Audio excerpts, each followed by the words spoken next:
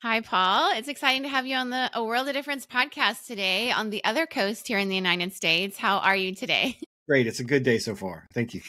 That's awesome. Well, it's wonderful to get to know you. And I'm glad that we connected through a way that podcasters can sometimes connect with each other. And that was a fun, way to get to know the work that you're doing with powwows.com. And I'm really excited to dig into who you are and like why you've been passionate about starting this.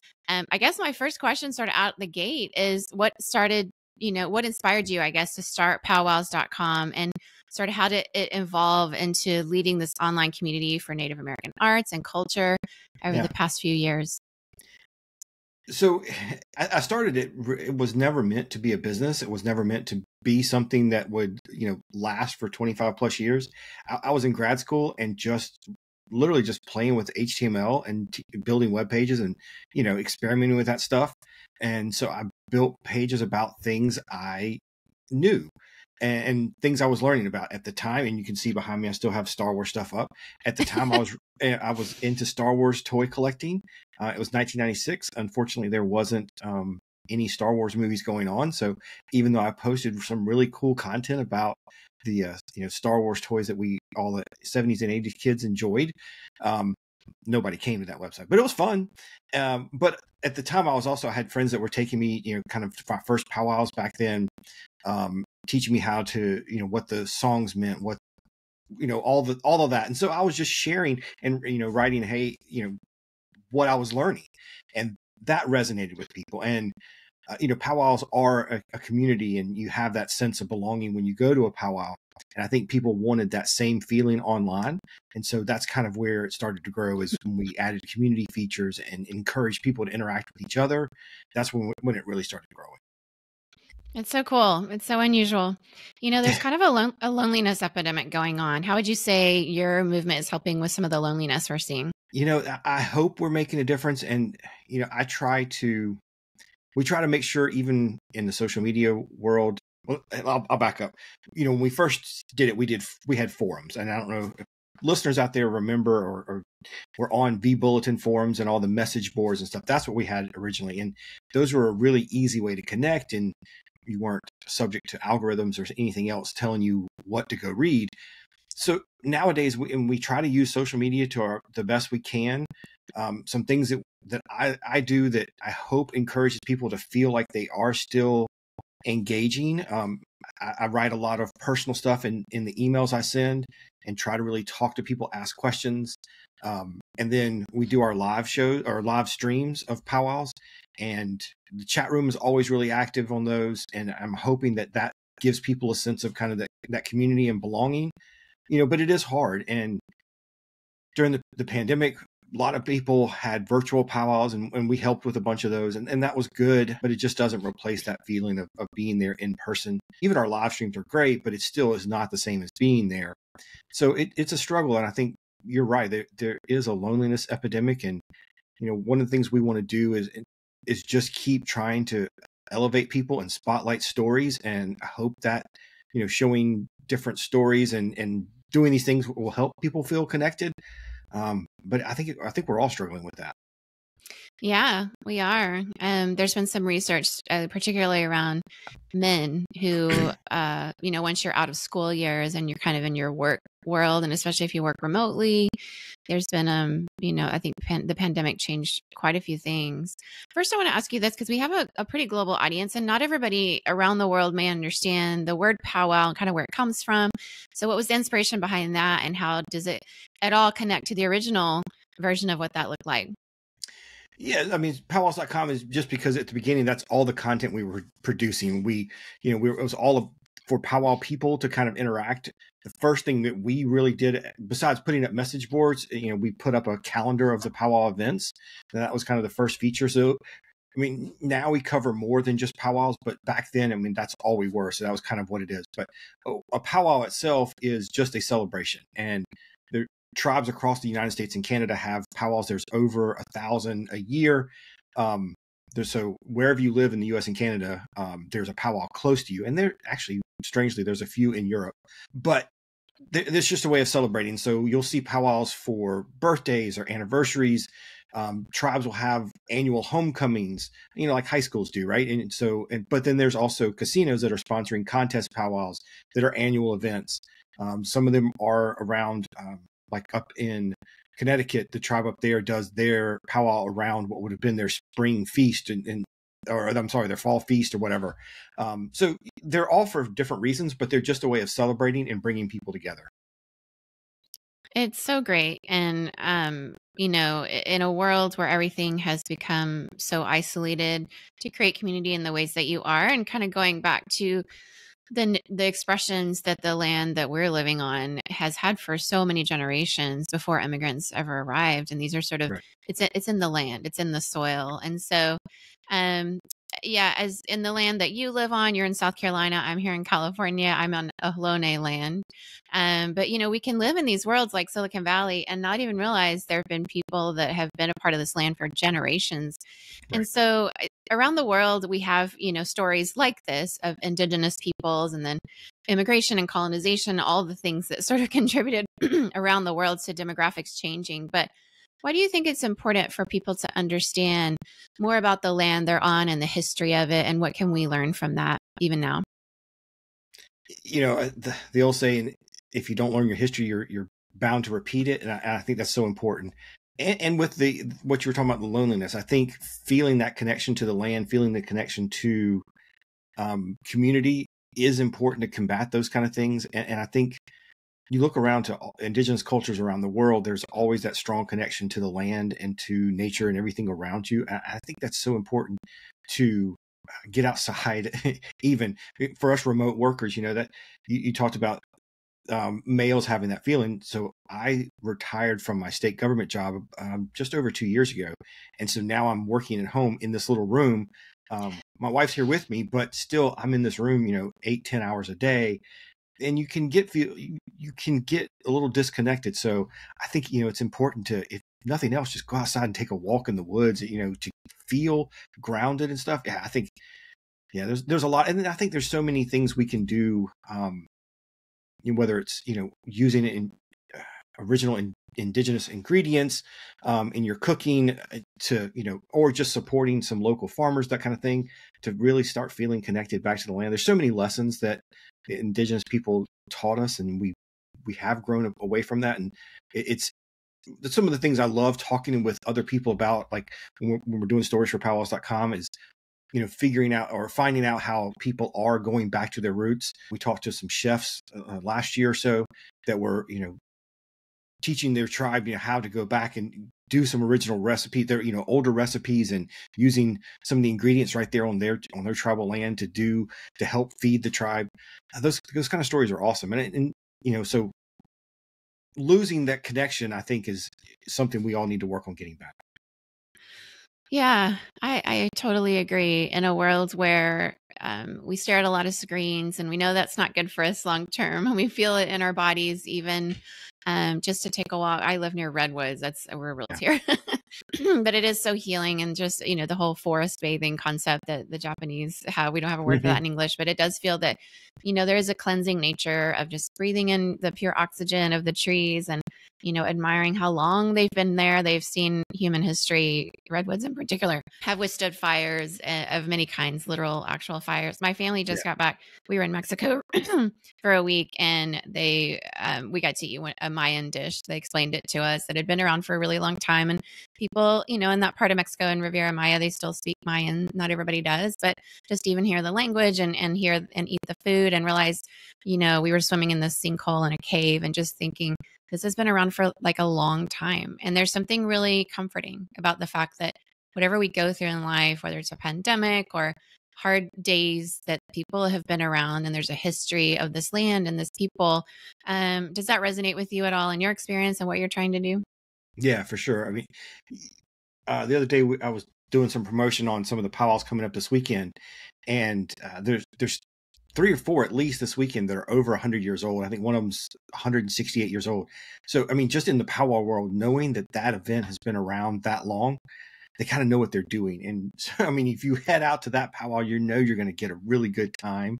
So just knowing that there's a history there, knowing it's been around for a long, long time. Yeah, it helps for me, like it helps me think about the pandemic was rough. It was two years or so of just really weird and strange, unpredictable times.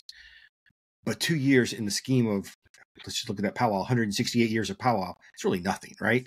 Mm. So yeah, it's interesting to put things in perspective. It is. I feel like when we go into places where history has been preserved, it reminds us that we are a part of something so much bigger. It's sort of like standing out and looking at the stars. You feel really small, but somehow it's comforting that you're not alone. Yeah. And that the same people, our ancestors, looked up at those same stars and, never imagined we'd actually have rockets that go there and Right. stuff. Right. My son's an aerospace engineer. He can't wait to get up there.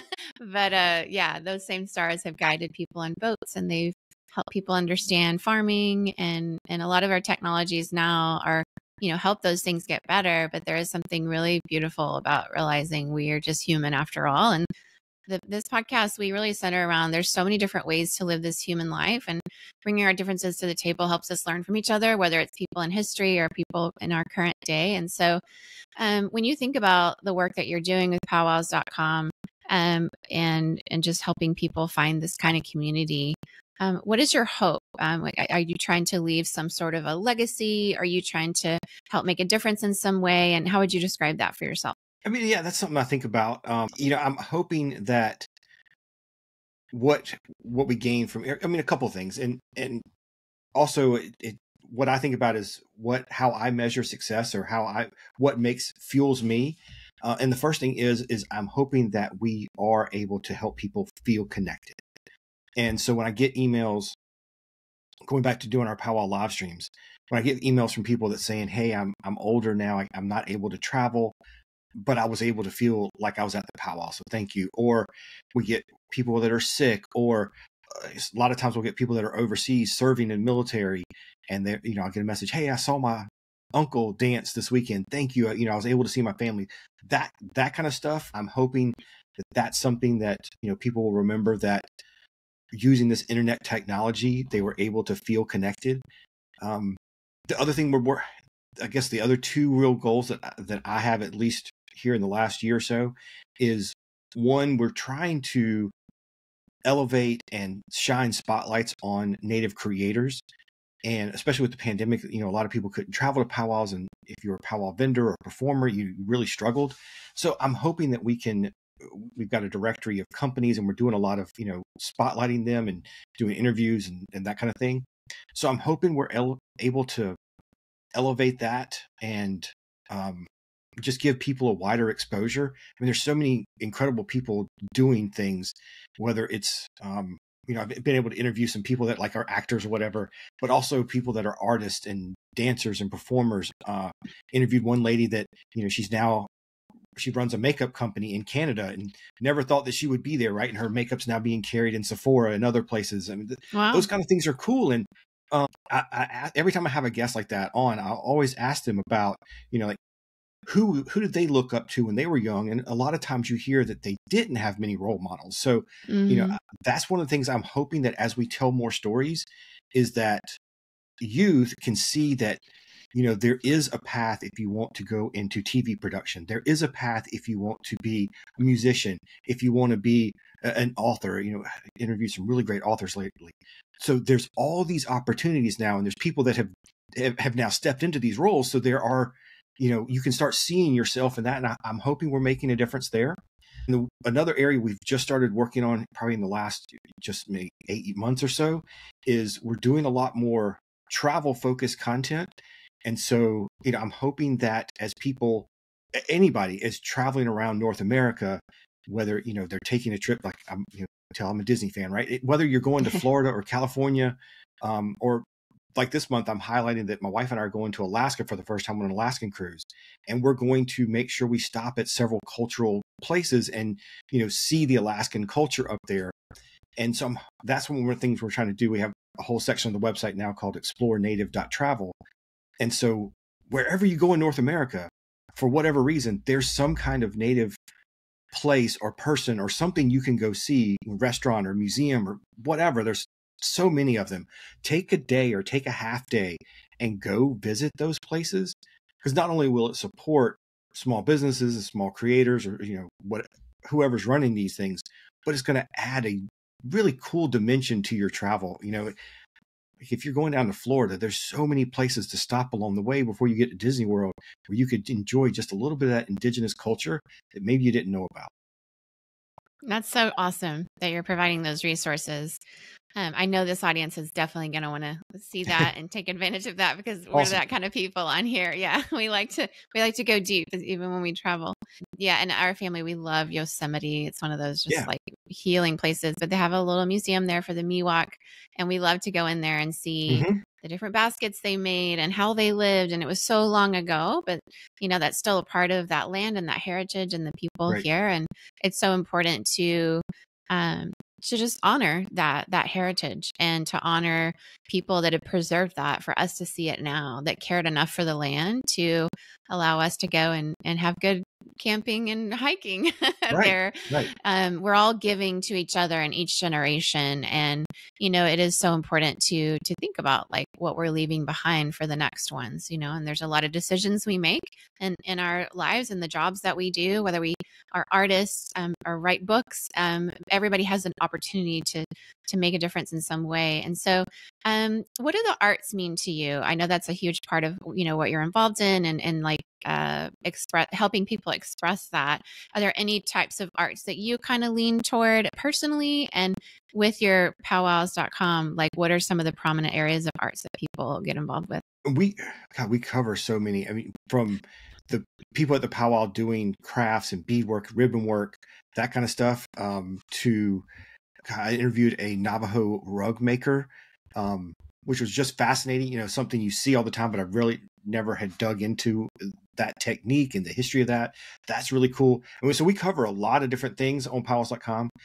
The stuff that fascinates me personally, I love some of the folks that are doing things to preserve language. I love some of the projects that they're doing around that, especially with the singing and traditional songs. Love that kind of stuff. Can't get enough of those. But also, for me, ribbon work, especially like the Southern Plains ribbon work, that's just something I took up and did when I first got into powwows. And so, yeah, that kind of stuff. I love seeing what people are creating now. And there's some artists out there with ribbon work that have just gone way beyond what we thought was possible with how they're layering colors and patterns and stuff. It's pretty amazing. So that's, I guess, one of the things I love seeing is how people are taking traditional art and modernizing it and using modern techniques in it to make it new. It's really, really cool. I mean, there's so many creative people out there doing some really cool stuff. That is amazing. So as people around the world are listening and they're hearing you say ribbon work, maybe not everybody has an image in their mind of what that looks like. Could you sort of describe it for us? I was looking to see if I had something here. I don't. But the ribbon work I'm referring to is, again, Southern Plains. So like Osage, Kiowa, Ponca. There are some similarities up in the Great Lakes, people, but it's basically taking, you take strips of ribbon, cut them into patterns. So like diamonds or, valleys, whatever, and you layer them on top of each other. So here, here, here, here. And as you stack up points and valleys, for example, you can make diamonds or all kinds of things. You can layer them different ways to make the patterns, but you're basically just stacking ribbons on top of each other to create these patterns. So it's really hard to see. I wish I had one sitting next to me right now, but yeah, it's pretty cool stuff. And there's people that are so creative with it. It's pretty cool. That's really cool. I want to talk a little bit about sort of the entrepreneurial aspect of what you've been doing. You also mentioned that you had a government job. A lot of us do, right? We have other jobs besides just this. And so, as you look at that history of what you've walked through personally, and someone's listening that's considering starting something new, but having to work through maybe something they're really passionate about, and then also doing something that kind of just pays the bills. What advice would you have for that person who may be a young person or in midlife as they're thinking about starting something new like that? What would you tell them? I hear this advice all the time, and I think it is true. Find something that you would do, whether you're getting paid for it or not. The first 10 or 15 years of powwows.com, we didn't turn profits. We didn't we weren't I mean, we had some monetization, but it was really just to pay the bills of the website. It wasn't to make this thing into a business and hire people and do all this other stuff. So figure out what it is you would do, even if there wasn't money involved, and do that. But I also know that people have to pay bills too. So, I mean, when I said I started powwows.com in grad school, I was going to grad school to get my master's degree in public administration. So I learned to be a government bureaucrat, and then spent 25 years doing that in state government. And, you know, I think if you're wanting to start a new project, a new business like that, you know, take advantage of the opportunities you have. For me, you know, I had a lot of state holidays. We had a lot of days off that even my daughter didn't have at her school. So those were like project days for me. Those were work days on powwows.com, where I'd go to a co-working space or something like that and just take advantage of that. So it's, you know, squeezing in the time and finding ways to use your job as your main career as the way to pay the bills and to keep you living that lifestyle you want while you build your business. That worked for me. And I was really lucky to have, especially the last like 18 years to work in a place that was very flexible and supported what I was doing. So that was really cool. And, you know, if you find a place like that, it's really helpful. It's easier to build something like that on the side. I know not everybody has that. Not everybody loves their job or whatever, but that was I was just really lucky to have that. Yeah, that's great. It's great to hear your journey, because people can learn and get creative ideas as we hear about other people's stories as they're kind of contemplating how to do this, right? Right. And you know, you got your master's degree in a field that allowed you to have a stable income while you were creating something else. Yes. And it's something some people can do and some people can't, but if you can, it's a good way to do it. And that's really good that you were able to do that and make a difference even in government. I know government can be kind of a hard situation, and depending on politics around the world, it could be, you know, various types of different people who are working in government. I have a lot of admiration for it, because it's not an easy thing to do. Right. And as you were in that role, if we have somebody, you know, thinking about maybe going into government, what kind of advice would you give someone, especially when we see how polarized our world has become, you know, not just in the US, but we're seeing that across Europe and different places as well. What's your advice for the next generation about government and what it means to you? You know, when I first figured out that I wanted to go into government, the work I liked in college that it attracted me to that was being able, especially local government, state government, was working in areas that actually, not to sound corny, but made a difference for people, that you weren't so removed from the people you were working with that you couldn't see what you were doing to help. I loved that part of it. My first job was in South Carolina, what we call Council of Government. So it was a 4-county regional government. And, you know, the stuff we worked on, we knew made huge differences, and it was all local stuff. So you knew immediately who you were impacting. That was great. The other thing for me is that government provided me with the benefits I needed to, again, pursue this other stuff. And it wasn't 10 or 15 years that I actually knew that, oh, okay, wait a minute, this might be something I want to do seriously.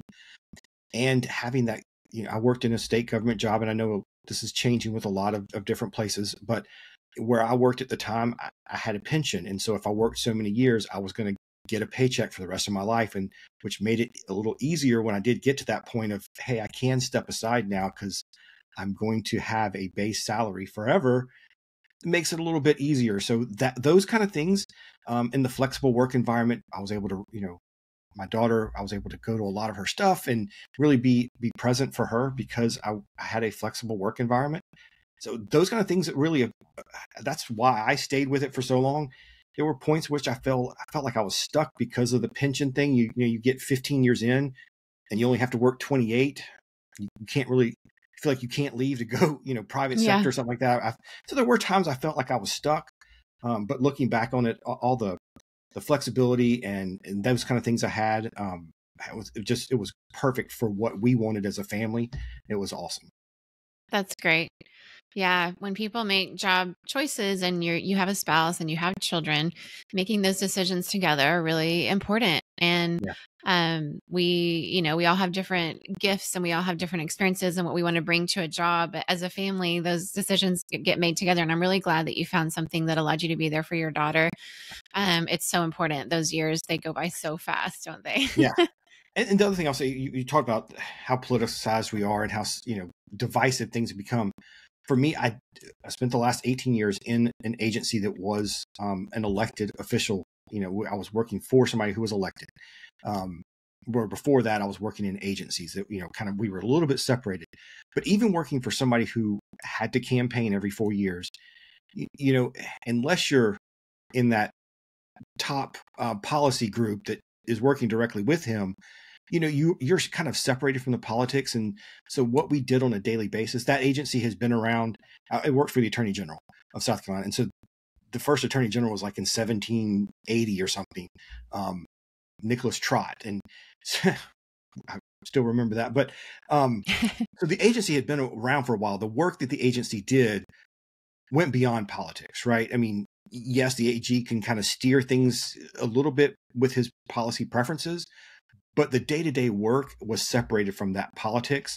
And that's the kind of stuff that, as a government worker, you can go to work every day and be okay with whoever's leading it, whether you like them or don't, because that what you're doing is separated from that. And, I worked through 2 different attorney generals, and sure, I didn't agree with everything they did, but, you also get to see elected officials who really care for the state. They love South Carolina. They wanted the best for South Carolina, and they really did work hard and try to make things better, even if their policies didn't agree with everybody. That I enjoyed that part too, is getting to see the behind the scenes of some of these elected officials, and that they really do care, and they were really trying to do the best.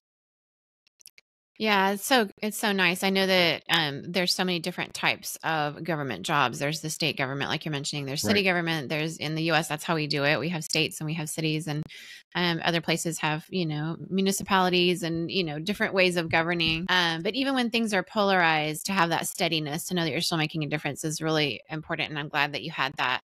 We're coming off the very recent presidential debate, and it's all over the news worldwide. I'm seeing it on BBC. Everybody's talking about it. It is, when you look at a list of all the presidents we've had in the US, and there's so many in our history, and they're just pretty much all look the same. There's the same demographic that they come from, but there's one Yes. that looked different, and he was amazing. In my perspective, we've had some great ones. We've had some duds. And then we have a situation now that a lot of people are really wondering how in 2024 are these choices the best choices that we can offer. Did you have any thoughts around that that you wanted to share? One of the things I got to see from being behind the scenes, these 2 AGs, you'd see them go on TV and, appear on all these TV shows. And some of the things they said were pretty divisive or whatever. But then you sit in a room with them and you're doing the work, and you see that what they're actually, what they want to do on the daily basis is good. I don't know how we got here. I don't know that these are our best choices. They're just our only choices. For me personally, I have a friend that is the exact opposite politically that I am. And we play disc golf every weekend with each other, and so we'll spend the time debating different things. And for me, one of the most important things is the Supreme Court, and whoever the next one is going to get to put another couple of people on the court. And I think, regardless of what you feel about either one of them, to me, that's going to, not to use the word, but it's going to trump everything in whether you want the court to continue the way it is or to kind of fix some of the decisions that they've made. That's massive. And these are the choices. So I think you have to look at where you want things to go. I mean, just the decision that came out, just a couple of days ago with the Chevron case, that's going to have huge implications for decades. I don't think people realize how big of a case that is. And it's really scary where we're heading with some of this. There's been some major decisions for Native people too, with some of these court cases. And there's some more cases coming up that's really questioning Indian sovereignty and what tribes, how tribes will continue to be sovereign and their rights. There's a podcast out there called This Land. I highly recommend people go listen to that. Rebecca Nagel is the host of that, and she goes into some of these topics and what a difference the Supreme Court will make on Indian country. So that's a really good one. So, I mean, that's where I am. Yeah. These are the choices, and you just got to figure out which way you want it to head. Yeah, absolutely. Thank you for the recommendation on that podcast. I'll definitely check that out. So often in the history of the United States, voices of Indigenous people have been squashed and silenced, and worse. In recent years, we are seeing representation from out of New Mexico. My family's in New Mexico. There's many Indigenous people there. Right. It's so beautiful.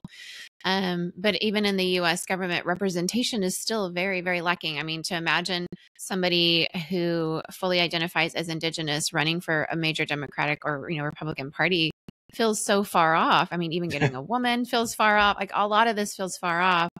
But as you vote, what are you mentioned the Supreme Court being important. You mentioned some of these things coming up for Native peoples.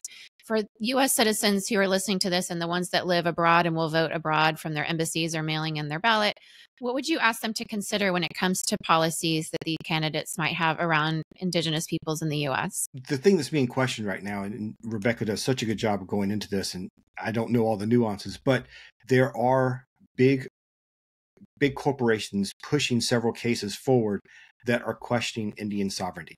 And what that's going to mean is that will tribes be able to continue to act as their own governments, especially like in Oklahoma. And what we're looking at here is if they can overturn some of this and question Indian sovereignty, then things like casinos become questioned.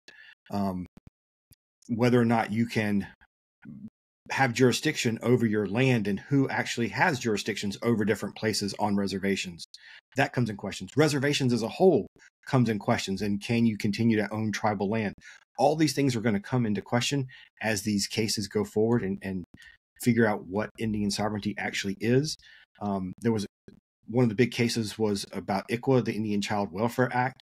And while there was some implications on children and how children were going to be impacted on who could adopt them or whatever, some of the money behind those cases, again, Rebecca does such a good job with laying all this out, but some of the people backing those cases and pushing them forward, it's all to try to overturn the sovereignty issues so that other things can be done, like taking over some of the oil in Osage. If you watch Killers of the Flower Moon, there's still oil rights there. You can take who could take over that, or who could then open a casino next to the one up in Foxwoods.